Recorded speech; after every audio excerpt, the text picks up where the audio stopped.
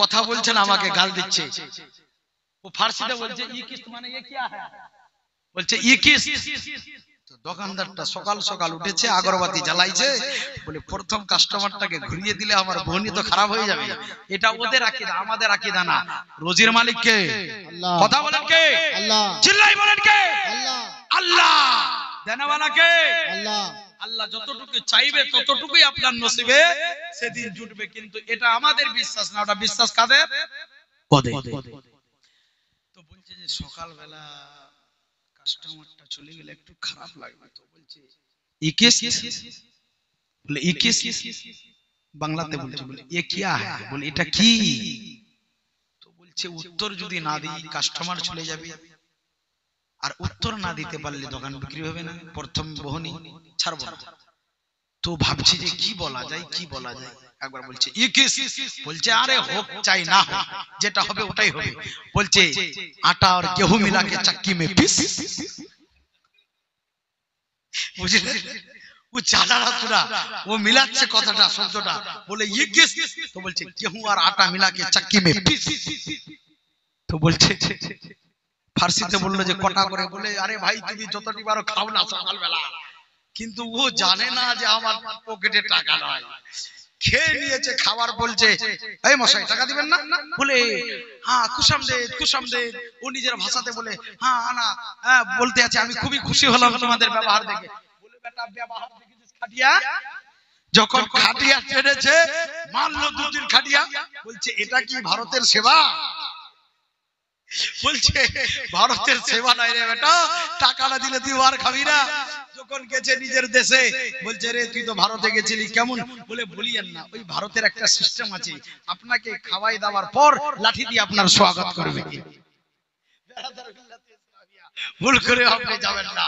আজি জানি মোহতারাম বন্ধু আমার, তো যাক সভাপতির নম্বর এসেছে, ভাই কিছু খাবেন তো দিয়েই খাবেন, জোরে বলুন না সুবহানাল্লাহ। সুবহানাল্লাহ।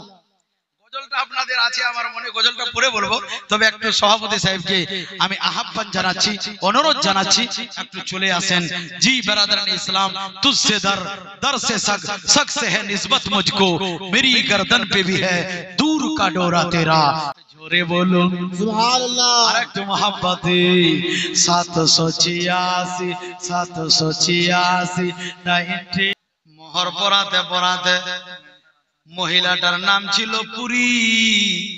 আমি পড়াচ্ছি পরে পুরি বিসমিল্লাহির রহমানির রহিম। তো আমাকে বলছে কি কহিলকু, সব রেডি, আমাকে বলছে কি কহিলকু, বলছে পরে বল্লা ইলাহা ইল্লাল্লাহ, বলে কি এরকম আমার কে শেয়ার করেছে ভাই। আপনার সব খাতা টাতা খুলে রেডি, এখন ব্যালেন্স ডালবেল বলে আর নাই। আল্লাহু আকবার, পরে দেন, এখন নাই তো পরে 1 বছর পরে দিবেন ভাই, যখন বাইরে থাকছে সকলে মিলে দোয়া করব ওই ভাইয়ের জন্য। এক দেশ ছেড়ে বিদেশে গেছে, অবশ্যই মা বলছে দিবে। আইরে মায়ের মন, আমারও মা ধরম মা, একটু জোরে বলেন না সুবহানাল্লাহ। মা গো একজন আলেম যদি আপনার ধর্মটা হয়ে যায়, এই হযরত বড় মাদ্রাসায় পড়ায়, শাফাতে খুব সুগরা যখন হবে, ওই আলেম আপনার জন্য শাফাত করে জান্নাতে নিয়ে যাবে। সুবহানাল্লাহ সুবহানাল্লাহ। আমি একটাও কথা হাদিসের বাইরে বলি না। মা গো একটু দিয়ে দেন। আজি এক মিনিট সময়। আচ্ছা ঠিক আছে, যান ফল লাগান। যদি ভারী হয় ভাই, তো যা বলেছি সব সত্য, এটাই নিয়ে নিব, কোনো অসুবিধা নাই। তবে মনকে খারাপ করবেন না, নবীর মহব্বতে 12,000 চেয়েছি। আরে যেই নবীর উম্মতের কারণের জন্য নবীর বেটি মা ফাতেমা রাত রাত জেগে কেঁদেছিলেন। একদিন হযরত ওসমান গানি আমার দয়ার নবীকে দাওয়াত করেছেন।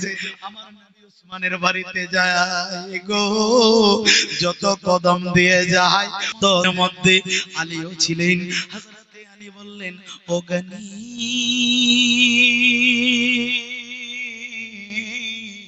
তুমি আমার নবী পাকের কদম কেন গুনতি করতে আসো?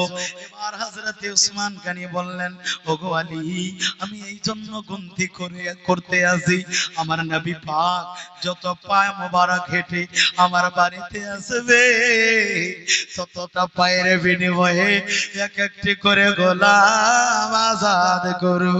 সুবহানাল্লাহ। হযরতে উসমান গনির মোহাব্বত দেখুন, আলীর এই কথা শুনে মনটা খারাপ হয়ে গেল। আলী বলতে লাগলেন, আল্লাহ,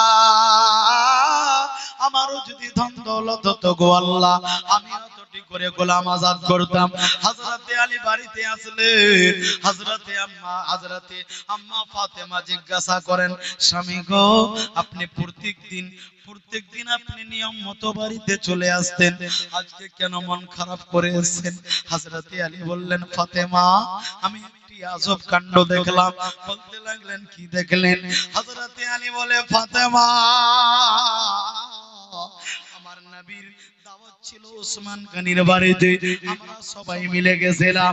ও ফাতেমা, আমার নবী যত পায়ে হেঁটে উসমানের বাড়িতে গেল, এক একটা পায়ের বিনিময়ে এক একটি করে গোলাম আজাদ করবে।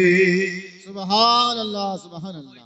আমার মন খারাপ, আমারও যদি টাকা হতো, আমিও এক একটি নবী পাকের কদম মোবারকে গোলামকে আজাদ করতাম। স্বামীর ব্যথা মানে স্ত্রীরও ব্যথা।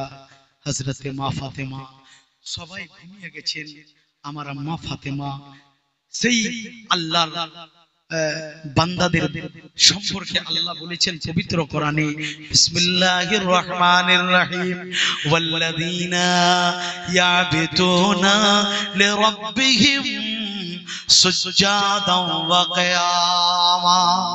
জোরে বলুন, ওরা যারা নিজের রাতকে কাটিয়ে দেয় আল্লাহর জন্য রুকু করতে করতে এবং কিয়াম করতে করতে। জোরে বলুন সুবহানাল্লাহ। ওদেরই জন্য আল্লাহ পাক পবিত্র কোরআনে জানিয়েছেন, হযরতে মা ফাতেমা ঘরে গেলেন ঈশার নামাজের পর, তাহাজ্জুদের পর, হযরতে আম্মা ফাতেমা রাদিয়াল্লাহু তাআলা আনহা, যে আমার কোনো মন খারাপ না, যে ঠিক আছে ইনশাআল্লাহ কোনো ব্যাপার নাই, না না না ঠিক আছে, আবুল কালাম আপনার নাম কি? আপনি মনটা খারাপ করবেন না, আপনি খালি 786টা লাগিয়ে দেন ওখানে। জি জোরে বলেন না সুবহানাল্লাহ। জি সুবহানাল্লাহ। মন খারাপ করেছিল ভাইজান, মন খারাপ করবেন না। নারে তাকবীর, নারে রিসালাত। জনাব কেসিয়ার সাহেব উনার ভাইজান দিয়েছে 786 টাকা। এই আল্লাহ দানকে কবুল করে নাও, মনের আশা আকাঙ্ক্ষা পুরা করে দাও, যে আশা মকসদে করিয়া গেল দান আল্লাহ মিটাইয়া দিও তার মনের আরমান।